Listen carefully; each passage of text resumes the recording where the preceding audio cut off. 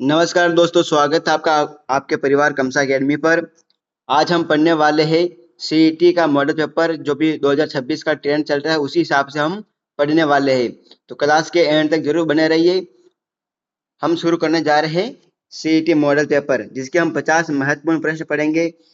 ठीक है, बहुत ही शानदार तरीके से पढ़ने वाले हैं। तो शुरू करते हैं। आज का हमारा जो पहला क्वेश्चन है, सबसे पहला क्वेश्चन है कि राजस्थान का अबुल फजल किसे कहा जाता है। तो देखिए, राजस्थान का जो अबुल फजल है ये मोहम्मद नैन्सी को कहा जाता है। और कवि राजा श्यामल दास की अगर मैं बात करूं तो ये मेवाड़ रियासत से संबंधित थे। और मोहम्मद नैन्सी की बात करूं तो ये मारवाड़ रियासत से संबंधित थे।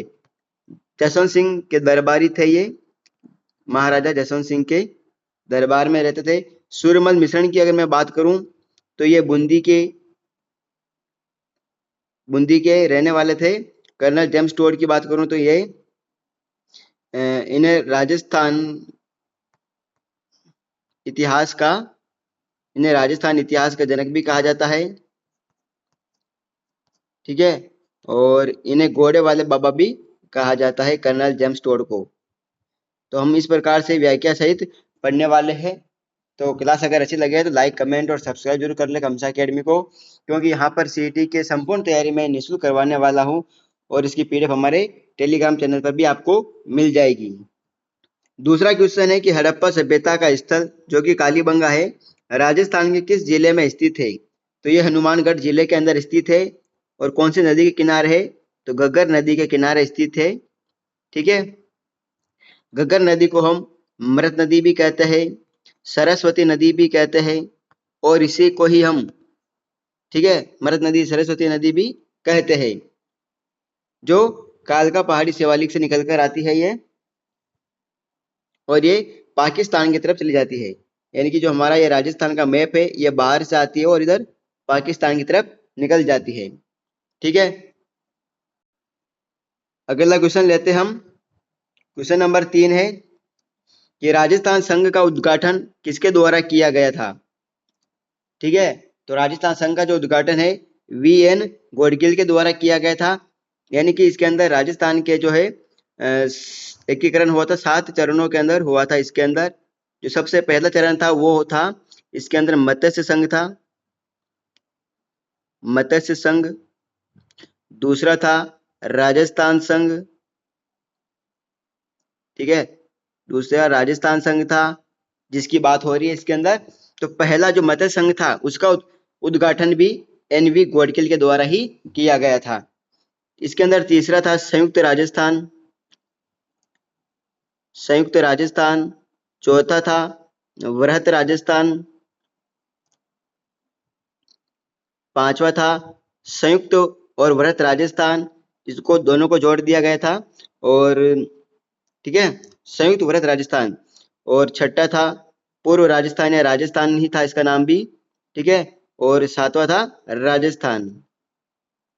7 चरणों के अंदर ये टोटल हुआ था। और फिर जो संयुक्त राजस्थान था उसका उद्घाटन जवाहरलाल नेहरू के द्वारा किया गया था। और चौथा जो वृहत राजस्थान है उसका उद्घाटन सरदार वल्लभ भाई पटेल के द्वारा किया गया था। देखिए, एकीकरण की क्लास मैंने पिछली क्लास के अंदर डाल दी है, पूरी एकीकरण की। आपने नहीं देखी हो तो वापस जाके देख सकते हो, प्लेलिस्ट बनाई रखी है हमने, उसके अंदर से जाके देख सकते हो। ये नृत्य से संबंधित है कि अग्नि नृत्य जो है किस संप्रदाय से संबंधित है। तो अग्नि नृत्य की अगर हम बात कर ले इसके बारे में, तो ये जसनाती संप्रदाय से संबंधित है। और इसके जो संत संप्रदाय कौन थे, जसनाथ जी थे। कौन थे, जसनाथ जी से संबंधित है ये। और विष्णोई की बात कर ले हम तो ये जाम्बोजी से संबंधित है, जाम्बोजी महाराज से संबंधित है, जिन्होंने विष्णोइयों को कितने नियम दिए, 29 नियम दिए। और जसनाथ जी ने अपने अनुयायियों को 36 नियम दिए थे। ये भी आपको साथ साथ में याद रखना है। दादू पंथ की बात करें तो ये नरेना जयपुर से संबंधित है, जिन्हें हमें राजस्थान का कबीर कहते हैं। दादू जी को हम राजस्थान का कबीर कहते हैं। अभी जो परीक्षा हुई थी एलडीसी के अंदर, उसके अंदर ये पूछा गया था। ठीक है, और आगे बात करें, क्वेश्चन नंबर 5 है आपका। देखिए, इसके अंदर केवल 50 क्वेश्चन ही नहीं रहेंगे, बल्कि आपके लगभग 200 क्वेश्चन हो जाएंगे। हम चारों को डिटेल वाइज पढ़ने वाले हैं। तो ठीक है, पांचवा है कि राजस्थान की सबसे लंबी नदी कौन सी है जो पूर्णतः राज्य में बहती है, यानी कि राजस्थान के अंदर ही बहती है, तो वो हमारी हो जाएगी बनास नदी। देखिए सबसे लंबी नदी चंबल है, लेकिन पूर्णतः राजस्थान के अंदर ही बहती है, तो वो बनास हो जाएगी। ठीक है, बनास को ही हम क्या कहते हैं, वन की आशा कहते हैं। क्या कहते हैं, बनास नदी को वन की आशा, या इसी को हम कहते हैं वर्णांशा। हमने नदियों की क्लास भी पिछली अंदर ले चुके हम, तो आपने नहीं देखी हो तो नदियों की क्लास भी आप जाकर देख सकते हो, फुल डिटेल वाइज हमने पढ़ा हुआ है पीछे। एमसीक्यू इसी प्रकार से हमने बहुत ही शानदार क्लास ली है, नदियों की, झीलों की, बांध से संबंधित सभी की। ठीक है, चंबल नदी की बात करें तो ये जनापाव की पहाड़ी जो है एमपी से निकलकर आती है और चित्तौड़गढ़ के अंदर प्रवेश करती है 84 गढ़ के अंदर। और बनास नदी की बात करें तो अभी हमने पढ़ा था खमनोर की पहाड़ी, खमनोर की पहाड़ी से निकलकर आती है राजसमंद से बनास नदी। ठीक है, और लूनी नदी की बात करें तो ये पश्चिम राजस्थान की प्रमुख नदी है। इसे पश्चिम राजस्थान की जीवन रेखा भी हम कह सकते हैं वैसे। और माही नदी की बात करें तो इसे दक्षिण की गंगा कहते हैं। क्या कहते हैं, इसे दक्षिण की गंगा कहते हैं। ठीक है, आदिवासियों की गंगा कहते हैं। ठीक है, और ये माही नदी भी जो है ये भी एमपी से निकलकर आती है। क्वेश्चन नंबर हमारा है 6 कि चित्तौड़गढ़ दुर्ग का निर्माण किसने करवाया था। तो चित्तौड़गढ़ दुर्ग का निर्माण चित्रांग मौर्य के द्वारा करवाया गया था। और बप्पा रावल ने जो है मान मौर्य को 734 ईस्वी में जीत कर चित्तौड़गढ़ पर अधिकार किया था। महाराणा कुंभा की बात करें तो 1400 लगभग 33 से 48 तक संबंधित है ये। और महाराणा कुंभा ने जो है चित्तौड़गढ़ के अंदर विजय स्तंभ का निर्माण करवाया था। किसका निर्माण करवाया, विजय स्तंभ का निर्माण करवाया। और कुंभलगढ़ दुर्ग का निर्माण करवाया था। राजवंश की क्लास भी हम ले चुके हैं, तो आप वो भी जाकर देख सकते हो। देखिए एक एक शानदार क्वेश्चन आने वाला आपके, पूरा सीईटी जो मॉडल पेपर है, पूरा जो सीईटी के अंदर आएगा आपके, वैसा का वैसा पेपर हमने यहाँ पर लिया है। अब आ रहा है कि राजस्थान का राज्य पशु वन्य जीव श्रेणी में जो शामिल है कौन सा है। तो राजस्थान का जो है ये हो जाएगा चिंकारा। ठीक है, आगे बढ़े, चलो 8वां जो क्वेश्चन हो जाएगा हमारा कि मेहरानगढ़ जो है दुर्ग किस पहाड़ी पर स्थित है। तो मेहरानगढ़ जो दुर्ग है ये चिड़ैटुक पहाड़ी पर स्थित है। जो कहाँ पर है मेहरानगढ़ दुर्ग, जोधपुर के अंदर है। इसका निर्माण किसके द्वारा किया गया था, तो राव जोधा के द्वारा किया गया था मेहरानगढ़ दुर्ग का। और इसके अंदर जो है चामुंडा माता का मंदिर भी बना हुआ है। चामुंडा माता का मंदिर भी बना है मेहरानगढ़ दुर्ग के अंदर। ठीक है, आगे बात करें, चलो क्वेश्चन नंबर 9 है कि 1857 की क्रांति के समय राजस्थान में कितनी सैनिक छावनियां थी। तो आप सभी को पता है इसके बारे में कि 6 सैनिक छावनियां थी, जिसके अंदर पहली हमने बात करें अगर तो नसीराबाद छावनी थी, नसीराबाद छावनी। दूसरी हम बात करें तो एरिनपुरा। तीसरी हम बात करें तो इसके अंदर आ जाता है नीमच। चौथी की बात करूं तो ब्यावर। ठीक है, ब्यावर के बाद 5वीं है खेरवाड़ा, खेरवाड़ा। और छठे नंबर पर थी देवली। टोटल 6 सैनिक छावनियां थी इसके अंदर। अगला है 10वां क्वेश्चन कि राजस्थान में 56 का काल किस वर्ष पड़ा था, जिसे हम छप्पनिया काल भी कहते हैं। तो यह पड़ा था 1899 से 1900 ईस्वी के अंदर। और उस समय जो विक्रमी संवत था वह 1956 था, इसीलिए से छप्पनिया काल भी कहा जाता है। आगे बात करें, चलो केवलादेव राष्ट्रीय उद्यान कहाँ स्थित है। तो ये आप सभी को पता, और इस क्वेश्चन को इतना इंपॉर्टेंट करेगा कि हर एक एग्जाम के अंदर ये पूछा ही जाता है। तो केवलादेव राष्ट्रीय उद्यान जो है भरतपुर के अंदर है। और इसे पक्षियों का स्वर्ग कहते हैं, पक्षियों का स्वर्ग कहते हैं इसे। ठीक है, और अलवर के अंदर की हम बात कर लेते हैं कि अलवर के अंदर कौन सा है। तो अलवर के अंदर है सरिस्का, सरिस्का राष्ट्रीय सरिस्का वन्य जीव अभ्यारण्य यहाँ पर है। ठीक है, आगे बात करते हैं कि विश्व पर्यावरण दिवस कब मनाया जाता है। तो विश्व पर्यावरण दिवस की हम बात करें तो ये मनाया जाता है 5 जून को। कब मनाया जाता है? 5 जून को। 22 अप्रैल को क्या मनाया जाता है? तो 22 अप्रैल को पृथ्वी दिवस मनाया जाता है। 16 सितंबर को क्या मनाते हैं? तो ओजोन दिवस मनाया जाता है। 16 सितंबर को ओजोन दिवस मनाया जाता है। ठीक है। और 8 मार्च की मैं अगर बात करूं तो ये अंतर्राष्ट्रीय महिला दिवस मनाया जाता है। अंतर्राष्ट्रीय महिला दिवस मनाया जाता है इस दिन। क्वेश्चन नंबर अगला है हमारा 13 कि मानव शरीर की सबसे बड़ी ग्रंथि कौन सी है। तो मानव शरीर की सबसे बड़ी ग्रंथि यकृत है, लीवर। ठीक है। विटामिन सी का रासायनिक नाम क्या है। तो विटामिन सी का रासायनिक नाम आपसे पूछा जाएगा। ये साइंस का क्वेश्चन चल रहा है हमारे जो सीईटी मॉडल के पेपर के अंदर भी ऐसा का ऐसा हूबहू छपने वाला है। तो ये हो जाएगा एस्कोर्बिक एसिड। ठीक है। आगे बढ़े। रेटिनॉल की हम बात करें तो ये विटामिन ए का है। ठीक है। और आगे बढ़ते हैं कि रक्त का पीएच मान कितना होता है। तो रक्त का पीएच मान जो है ये 7.4 होता है। धातुओं में विद्युत की सबसे अच्छी चालक कौन सी है। धातुओं के अंदर विद्युत की सबसे अच्छी चालक चांदी हो जाती है। प्रकाश की गति सर्वाधिक किसमें होती है। तो प्रकाश की गति सर्वाधिक हो जाती है निर्वात यानी वैक्यूम के अंदर हो जाती है। पौधों में जल का संवहन किस ऊतक द्वारा होता है।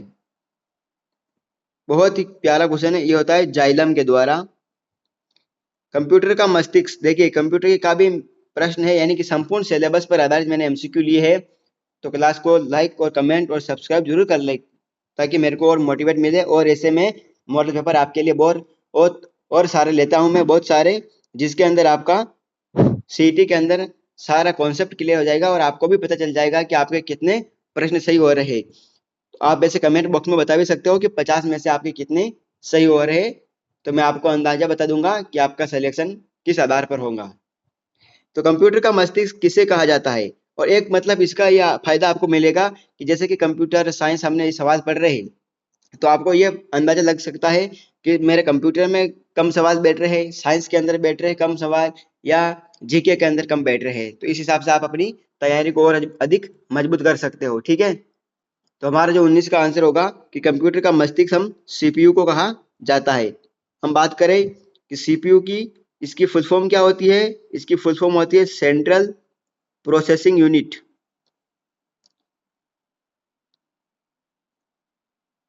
Processing unit. हम बात करें कि रैम का फुल फॉर्म क्या होता है, ये भी बहुत इंपॉर्टेंट है।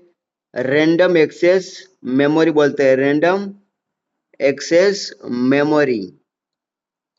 ठीक है। मॉनिटर आप सबको पता ही है।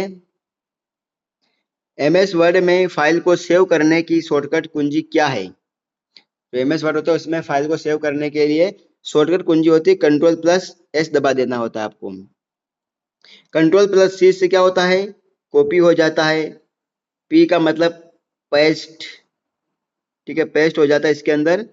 और Ctrl+V का मतलब भी हो जाता है, इसका मतलब भी पेस्ट ही हो जाता है वैसे।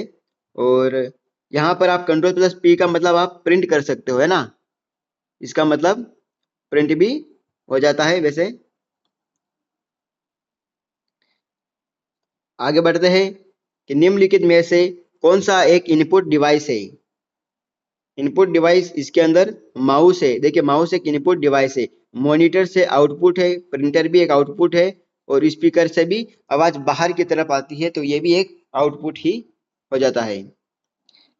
1 गीगाबाइट यानी 1 GB में कितने मेगाबाइट यानी कि MB होती है। ये सबको पता है, सबके मोबाइल चलाने वाले सबको पता होता है। तो इसका आंसर होगा 1024 MB।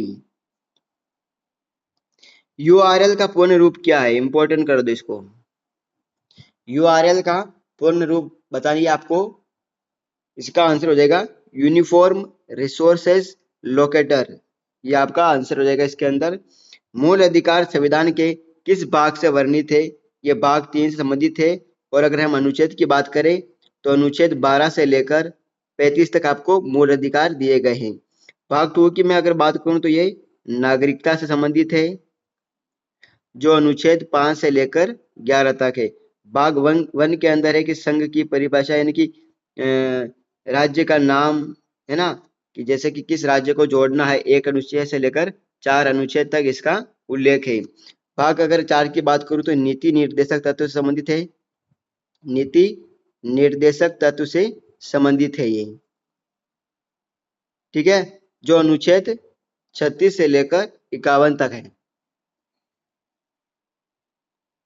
भारत के राष्ट्रपति का कार्यकाल कितने वर्ष का होता है? भारत के राष्ट्रपति का जो कार्यकाल है वो लगभग 5 वर्ष का होता है, ठीक है, आप सबको याद रखना ये चीज।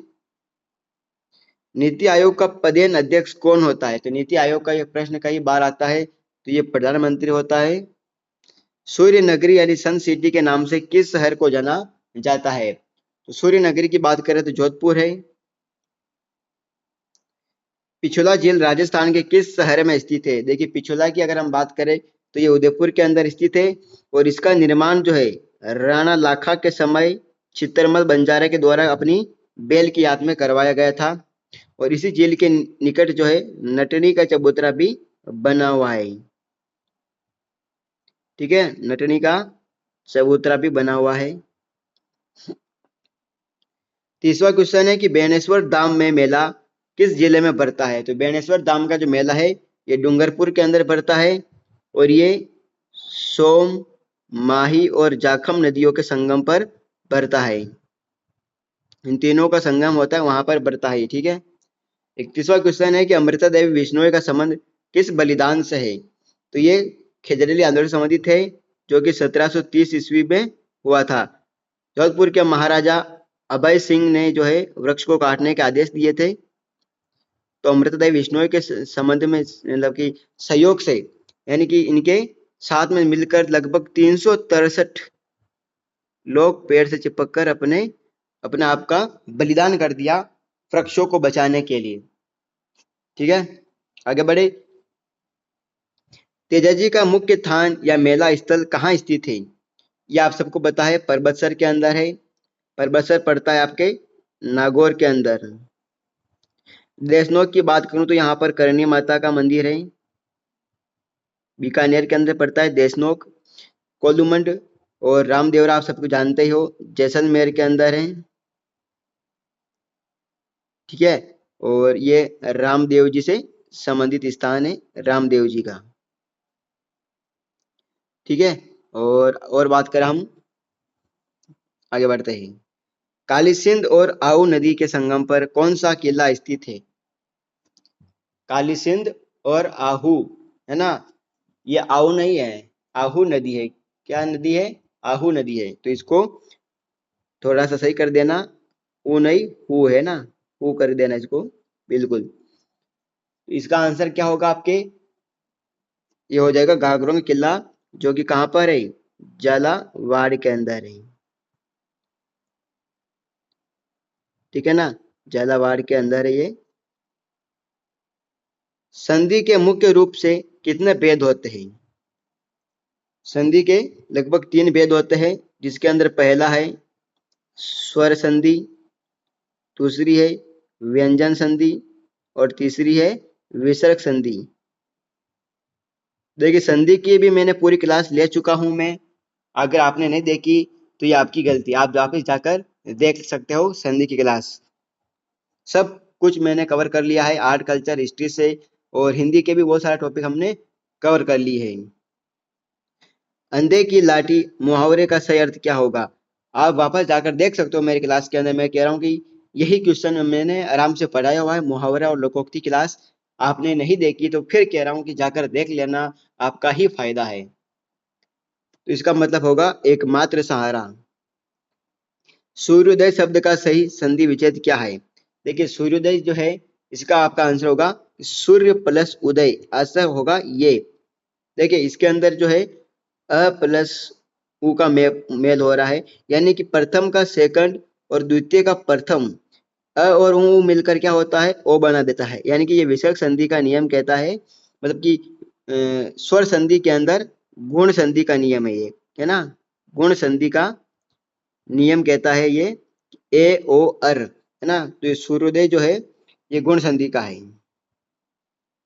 कमल शब्द का पर्यायवाची शब्द कौन सा होगा? तो कमल का पर्यायवाची इसके अंदर आप सबको आंसर बताना है, फटाफट से कमेंट में बताओ। तो इसका आंसर होगा नीरज, यानी जय का मतलब हो जाता है जन्म लेने वाला, ठीक है। तो नीरद हो, कमल है, अंबुज है, ठीक है, इस प्रकार से। और जलद जिसके पीछे ये द लग जाता है तो इसका आंसर होता है कि देने वाला। द का मतलब क्या होता है? देने वाला। और देने वाला कौन? तो ये हो जाता है बादल का पर्यायवाची है, ठीक है। चलो आगे बढ़े। जिसका कोई शत्रु न जन्मा हो उसे क्या कहेंगे हम? जिसका कोई शत्रु न जन्मा हो, बताइए फटाफट से। इसका आंसर हो जाएगा अजात शत्रु। आगे बढ़े। अनुराग शब्द का विलोम शब्द क्या है? अनुराग का मतलब हो जाएगा विराग। आगे बढ़े। देखिए इंग्लिश के अंदर भी मैंने क्वेश्चन लिया आपके लिए बहुत ही इंपॉर्टेंट तरीके से, कि इंग्लिश भी आपको साथ साथ में पढ़ाऊंगा, क्योंकि मॉडल पेपर के अंदर आपके इंग्लिश भी आएगा सीईटी के अंदर। तो मैंने सभी सब्जेक्ट को शामिल किया है। Choose the synonyms of happy, यानी कि जो पर्यायवाची जो है इंग्लिश के अंदर इसको बोलते हैं सिनोनिम्स को, पर्यायवाची। यानी हैप्पी का पर्यायवाची क्या होगा? देखिए हैप्पी का जो पर्यायवाची है वो सैड तो होगा नहीं, ये तो दुखी को बोलते हैं। एंग्री यानी गुस्सा, वीक यानी कमजोर। तो इसका आंसर होगा बी, जॉयफुल। आपको एंटोनिम्स बताना इसका, यानी विलोम शब्द बताना है एंशिएंट, यानी एंशिएंट का मतलब हो जाता है प्राचीन। तो अभी क्या होगा? मॉडर्न, मॉडर्न हो जाएगा यानी कि नवीन। ओल्ड यानी पुराना हो जाता है, पास्ट भी पुराना, हिस्टोरिक भी पुराना हो जाता है। तो इसका विलोम बताना था। देखिए यहाँ पर है कि फिल इन द ब्लैंक करना है आपको, कि he is black space MA in English, यानी कि वो कह रहा है कि उसने MA इंग्लिश के अंदर की है। तो यहाँ पर ये क्वेश्चन आपका आर्टिकल से संबंधित है। किससे संबंधित है? आर्टिकल का क्वेश्चन है इसके अंदर। तो इसका आंसर बताइए फटाफट से। देखिए यहाँ पर आपको आर्टिकल पूछा है, यहाँ पर है स्वर अगर आ रहा है किसी के अंदर, स्वर संबंधित आ रहा है, जैसे कि यहाँ पर लिखा है एम, तो एम इसको हिंदी में लिखते हैं इस प्रकार से एम। तो ये ए जो है स्वर के अंदर आता है। जिसके भी अंदर अगर स्वर आता है उसको हम बोलते हैं एन, लगाते हैं यहाँ पर एन ए में हो जाएगा इसके अंदर। और कॉन्सोनेंट हो जिसके अंदर, व्यंजन हो, तो वहां पर हम ए का यूज करते हैं। आगे बढ़े कि सौर मंडल का सबसे बड़ा ग्रह कौन सा है? सौर मंडल का सबसे बड़ा ग्रह बृहस्पति हो जाता है। क्षेत्रफल की दृष्टि से भारत का सबसे बड़ा राज्य कौन सा है? ये हमारा राजस्थान हो जाएगा। नीली क्रांति का संबंध किससे है? देखिए दुग्ध से श्वेत क्रांति से संबंधित है। दूध उत्पादन तो श्वेत क्रांति से संबंधित है। हमको पूछा है नीली क्रांति से। नीली क्रांति जो है इसका आंसर होगा मत्स्य या मछली उत्पादन। वंदे मातरम राष्ट्रीय गीत के रचयिता कौन है? ये आप सभी को पता होना चाहिए। इसका आंसर होगा बंकिम चंद्र चटर्जी। जन गण मन किसने लिखा था? कमेंट बॉक्स में जरूर बताइएगा। रिजर्व बैंक ऑफ इंडिया यानी RBI का मुख्यालय कहाँ स्थित है? तो RBI का मुख्यालय बताइए मुंबई के अंदर है, बिल्कुल। गुलाब नगरी यानी पिंक सिटी किसे कहा जाता है? गुलाबी नगरी हम किसे कहते हैं? बताइए फटाफट। बिल्कुल जयपुर को कहते हैं। अभी हमने थोड़ी देर पहले क्या पढ़ा था? सन सिटी किसे कहते हैं? कमेंट में वापस बताइए आप। हवा महल कहाँ स्थित है और इसका निर्माण किसने करवाया था? हवा महल बताइए फटाफट। ये जयपुर के अंदर स्थित है और स्वामी प्रताप सिंह ने इसका निर्माण करवाया था। ये 5 मंजिला इमारत है हवा महल, 5 मंजिला इमारत है। इसके सबसे ऊपर हवा मंदिर है, ठीक है। टोटल 5 मंजिला इमारत है इसके अंदर। शरद, रतन, विचित्र, प्रकाश और हवा, ये सभी के मंजिलों के नाम हैं। मैं लिखूंगा तो ज्यादा लंबी हो जाएगी क्लास। आज का हमारा लास्ट क्वेश्चन है कि कंप्यूटर में रोम का पूरा नाम क्या है? देखिए रोम का बात हो रही है तो रीड ओनली मेमोरी, ये इसका आंसर होगा। और रैंडम ओनली मेमोरी ये किसका हो जाएगा? ये होगा ही नहीं। यहाँ पर होना चाहिए एक्सेस, वो फिर होगा रैम का, ठीक है। तो आपका आंसर होगा रीड ओनली मेमोरी। तो दोस्तों ये था आज का हमारे क्वेश्चन। अगर क्लास अच्छी लगी हो तो लाइक, कमेंट और सब्सक्राइब जरूर कर ले कमसा अकेडमी को, ताकि मैं और भी मोटिवेट होता रहूं और आपके लिए ऐसे क्लास और लेकर आता रहूं। धन्यवाद।